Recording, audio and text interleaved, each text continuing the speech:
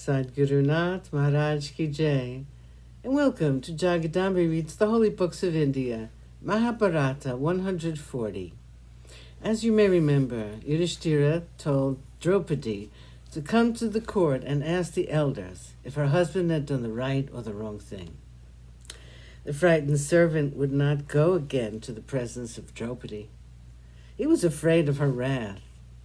Duryodhana looked at him and then at his brother Dushasana.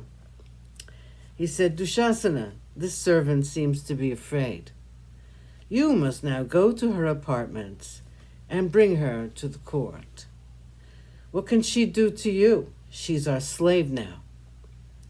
The younger brother of the prince got up from his seat and strode towards the queen's apartments. Dushasana entered and stood before Draupadi. He laughed and said, Come, you have been won by our prince now. You need not be afraid of your dear husbands anymore. You can come without hesitation to Duryodhana. It is but right that you should turn your lotus eyes to the Kuru monarch." She leaped from her seat as though she had been stung. Dushasana was enjoying himself. He laughed out loud and said, "Do not look so modest. We are all, after all, the cousins of your husbands." She looked at him with eyes wild with horror and hurried towards the apartments of Gandhari. Dushasana strode with angry steps toward her. He overtook her and grabbed her long black hair. It was a terrible thing to do.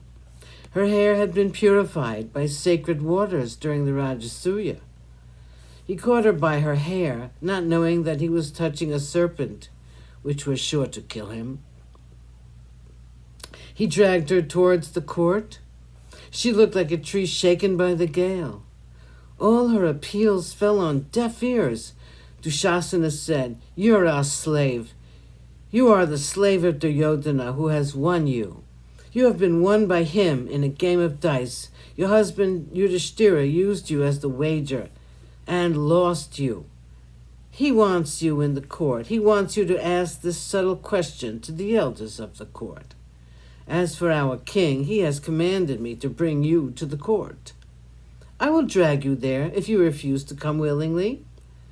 With her long hair dragged by Dushasana, with her dress all wet with her tears and all awry because of the rough handling of Dushasana, Draupadi entered the sabha. Chapter 13. Draupadi poses a question.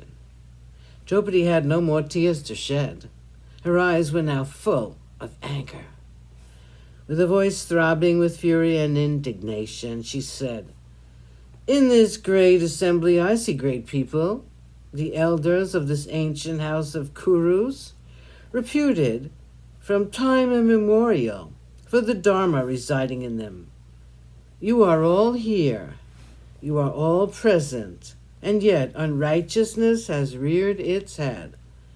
Can it be possible? Here is a man drunk with power, asking his cruel brother to drag a woman to the court. And you are all looking on. Here is my husband, who is the very image of Dharma.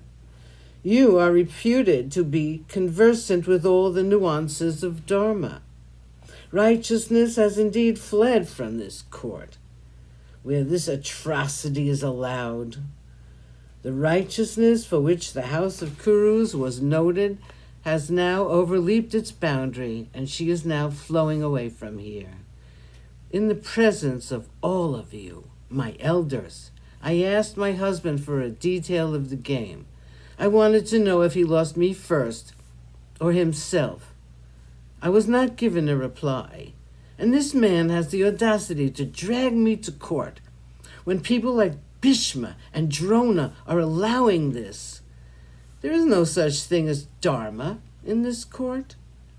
I will ask you once again. My question is very simple. Do you all consider me a slave of this man, or am I free?" Sadhguru Nath Maharaj Ki Jai. Thank you for coming. I hope you come again.